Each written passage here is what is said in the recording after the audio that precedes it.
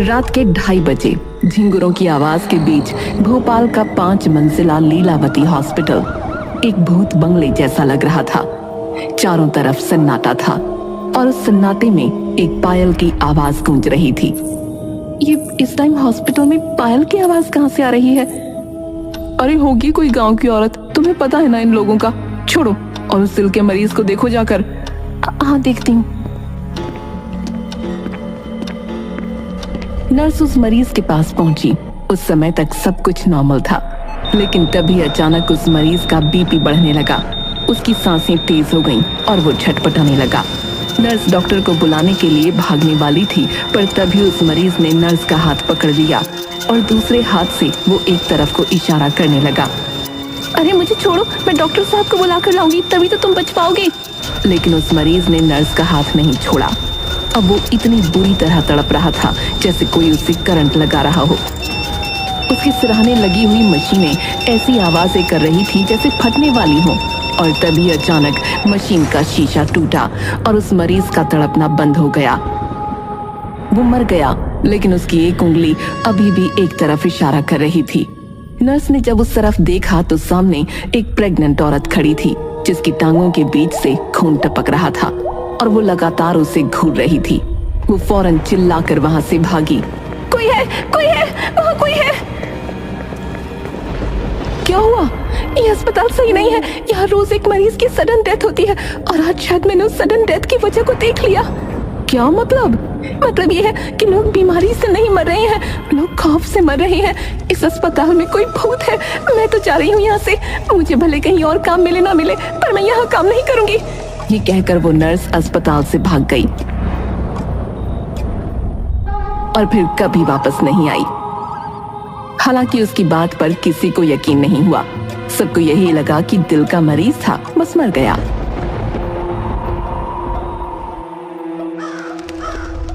दो दिन बाद उस अस्पताल में 2 इंटर्न आए, प्रेम और राहुल। नर्स उन्हें डॉक्टर प्रकाश के पास ले गई। ये है हमारे senior doctor Prakash. Hello sir. Hello sir. Hello. और इस अस्पताल के हेड डॉक्टर और मालिक डॉक्टर महेश मुंबई में रहते हैं। बहुत बड़े आदमी हैं। यहाँ आने का उनके पास अब वक्त नहीं है, पर उनका नाम तुम्हें पता होना चाहिए। डॉक्टर प्रकाश ने उन्हें जरूरी जानकारी दी और कुछ इंस्ट्रक्शन देकर अपने काम में लग गए। भाई, यहाँ सीखने को बहुत कुछ मिलेगा। हाँ, पर ये अस्पताल थोड़ा अजीब नहीं लग रहा क्या? तभी वार्ड बॉय उनके पास आया और बोला, ऐसा देखो, रात की ड्यूटी तुम दोनों को करनी होगी। रात? हमें तो लगा सीनियर नर्स या कोई और होगा। एक नर्स थी, पर वो छोड़कर चली गई। अब मैं अकेला तो नहीं रहूंगा ना। दोनों ने मना करना चाहा, पर मजबूरन मान गए।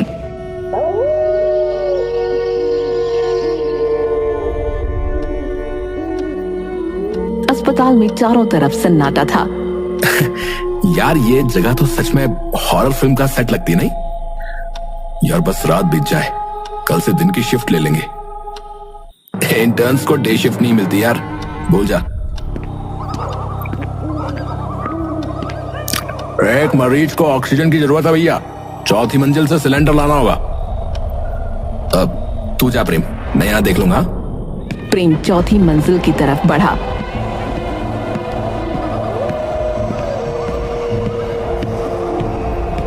लेकिन गलती से वो 5वीं मंजिल पर पहुंच गया। 5वीं मंजिल का नजारा बेहद अलग था।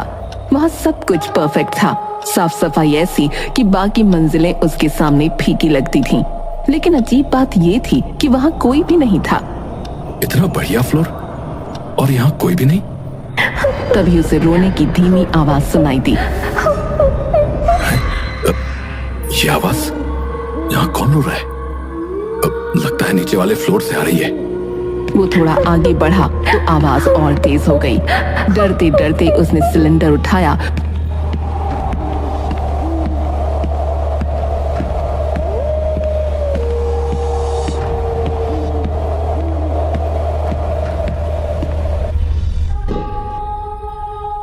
आ गया। इतनी देर क्यों लगाई है? अब 5वीं मंजिल से लाने में टाइम तो लगेगा ही। 5वीं मंजिल? हाँ, लिफ्ट काम नहीं कर रही थी तो सीढ़ियों से गया। 5वीं मंजिल? अरे भैया वहां तो कुछ भी नहीं है, वो जो है वो तो सालों से बंद पड़ा है। प्रेम का चेहरा सफेद पड़ गया। नहीं, मैं अभी वहां से आ रहा हूँ, सब कुछ सही सलामत था। भैया ठीक है, ये मजाक का टाइम नहीं है, काम पर लगो और चलो।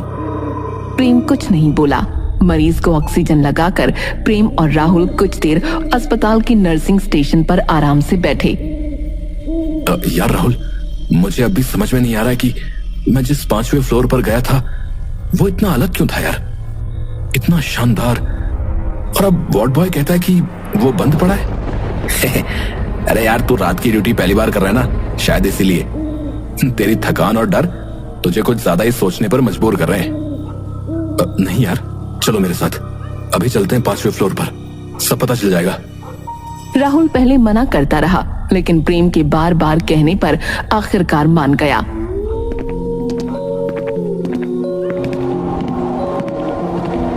वो जैसे ही 5वें फ्लोर पर पहुंचे, दोनों हैरान रह गए। वहां सब कुछ धूल और जालों से ढका था। फर्श पर मिट्टी की मोटी परत जमी थी, दीवारों का रंग उड़ चुका था।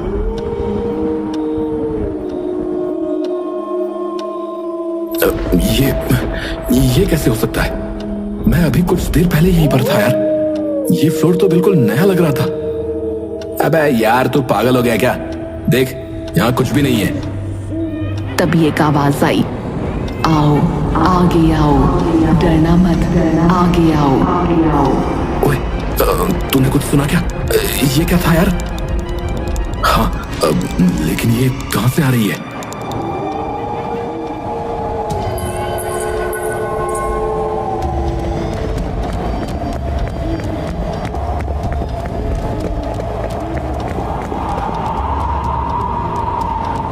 बचाओ, मुझे बचाओ।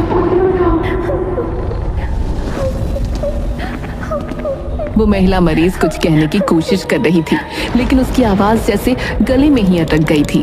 तभी अचानक वो जोर जोर से कांपने लगी और उसकी सांसें रुक गईं। ये क्या हो रहा है? राहुल, ये अचानक कैसे मर गई यार? मुझे नहीं पता यार, लेकिन यहाँ कुछ सही नहीं है। अचानक उस महिला का पेट फूलने लगा। वो इतना बड़ा हो गया, ऐसा लगा जैसे अभी फट जाएगा। दोनों बुरी तरह घबरा गए और तभी उसका पेट एक बंद की तरह फट गया।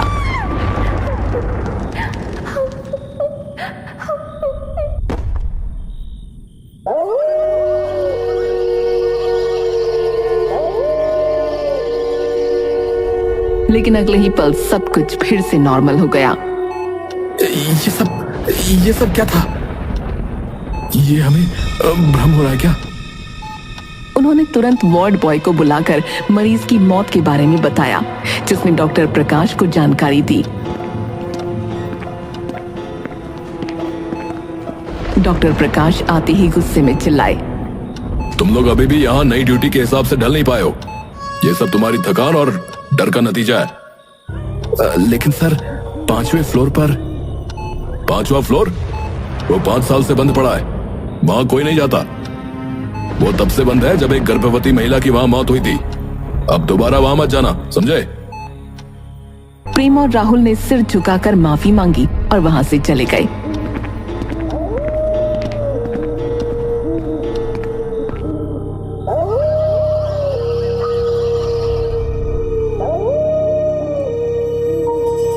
अगली रात दोनों ने तय किया कि अब कुछ भी हो वो 5वें फ्लोर पर नहीं जाएंगे। लेकिन रात के सन्नाटे में एक मरीज जिसे चलने में परेशानी थी, अचानक बिस्तर से उठकर चलने लगा।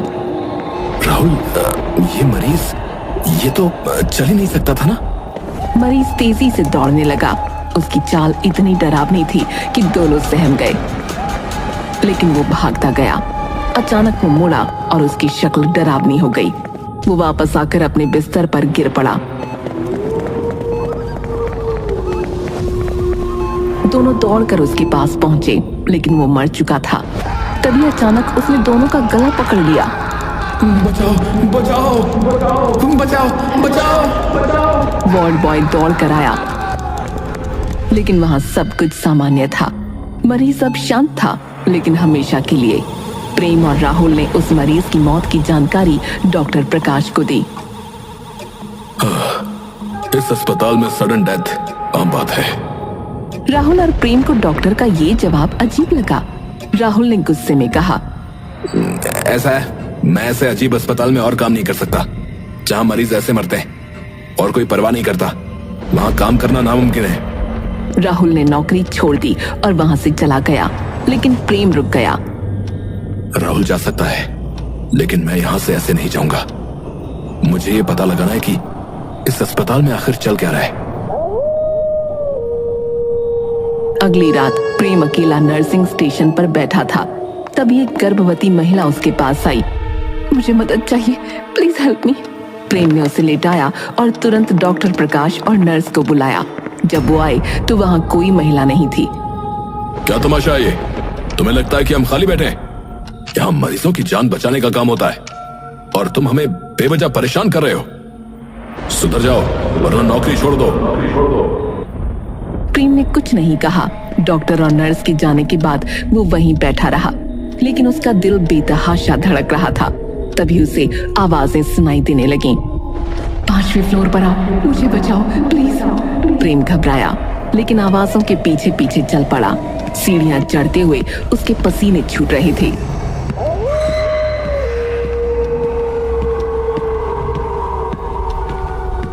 जब वो 5वें फ्लोर पर पहुंचा तो वहां का मंजर वही था, धूल, मिट्टी और जाले।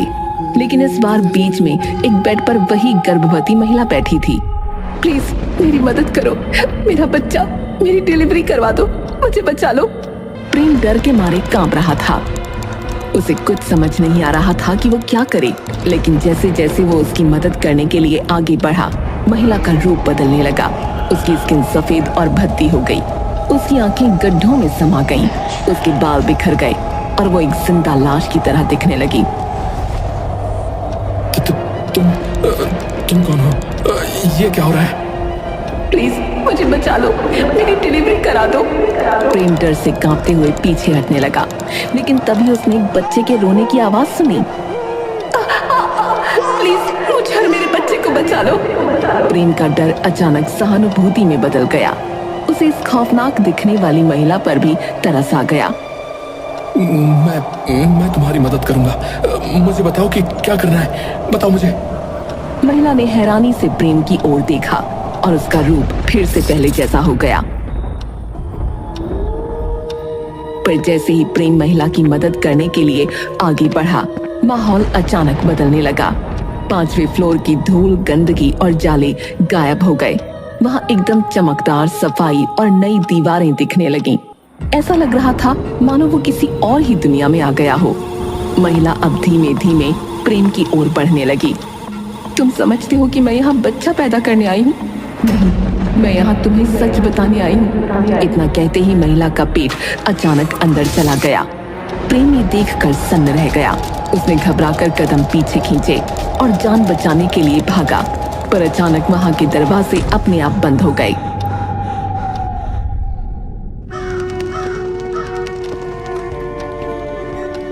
डरा हुआ प्रेम अगली सुबह अस्पताल के हेड डॉक्टर महेश को कॉल करता है।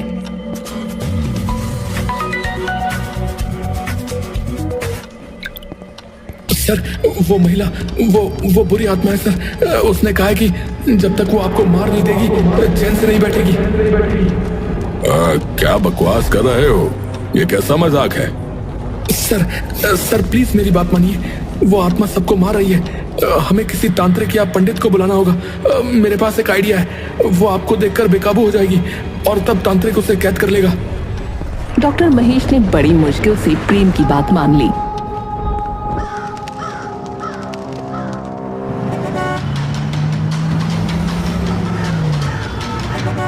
अगले दिन वो अस्पताल पहुंचे।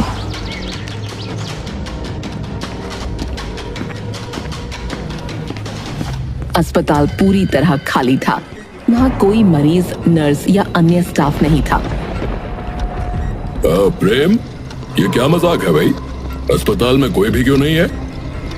सर, मैंने सबको ये कहकर छुट्टी पर भेज दिया है कि आप अस्पताल चेक करने आ रहे हो। फिलहाल उस आत्मा को पकड़ने का एकमात्र यही मौका है।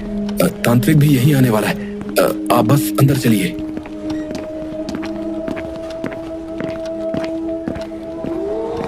डॉक्टर महेश अंदर जाने को तैयार नहीं थे, लेकिन प्रेम ने उन्हें धक्का देकर दरवाजा बाहर से बंद कर लिया। अस्पताल में एक सन्नाटा था। अचानक वही महिला डॉक्टर महेश के सामने प्रकट हुई। याद है तुझे? तूने मुझे मारा था, मुझे और मेरे बच्चे को, सिर्फ इसलिए क्योंकि मैंने तुझसे अपना हक मांगा था। तुम कौन हो तुम भाई? मैं तुम्हें नहीं जानता। झूठ मत बोलो, मैं रंगीली हूँ, तुम्हारे बच्चे की माँ। जब मैंने अपने अधिकार मांगे तो तुमने मुझे चेकअप के बहाने 5वें फ्लोर पर ले जाकर मार दिया और मेरी मौत को सडन डेथ का नाम देकर भाग गए। डॉक्टर महेश कांपने लगे। महिला का चेहरा बिगड़ने लगा। उसकी आंखें गड्ढों में धंस गईं और उसके होठों से खून टपकने लगा। उसने डॉक्टर को उठाकर दीवार से पटका। उसी समय प्रेम ने दरवाजा खोल दिया और अंदर आया। रंगीली ने मुझे सब कुछ बता दिया है। अब तुम्हारा पर्दाफाश होगा। या तो तुम अपना जुर्म इंटरनेट पर लाइव कबूल करो, या फिर वो तुम्हें और तड़पाएगी। डॉक्टर महेश ने दर्द से कराहते हुए मोबाइल निकाला और लाइव वीडियो शुरू किया। मैंने रंगीली का खून किया था। वो प्यार करती थी, पर मैंने उसे गर्भवती कर दिया।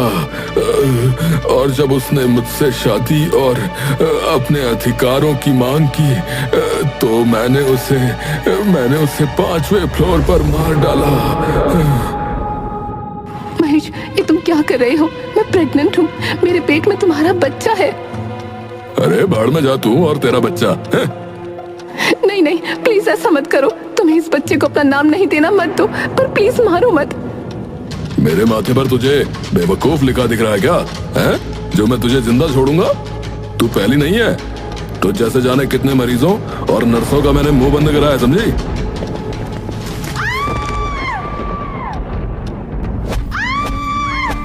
मेरा बच्चा, मेरा बच्चा।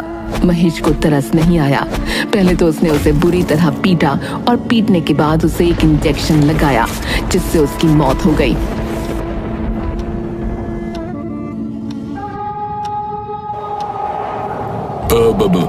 रंगीली को मारने के बाद मैंने उसकी बॉडी पार्ट्स को ब्लैक मार्केट में बेच दिया, और ऐसा मैंने कई औरतों के साथ किया है।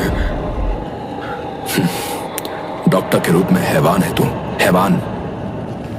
अब तेरा अंत होगा महेश। ये कहते ही उसने डॉक्टर महेश का गला पकड़ा और उसे इंटरनेट पर लाइव ही मार डाला। डॉक्टर की चीखें कमरे में गूंजने लगीं। अब मुझे मुक्ति मिल गई। शुक्रिया प्रेम।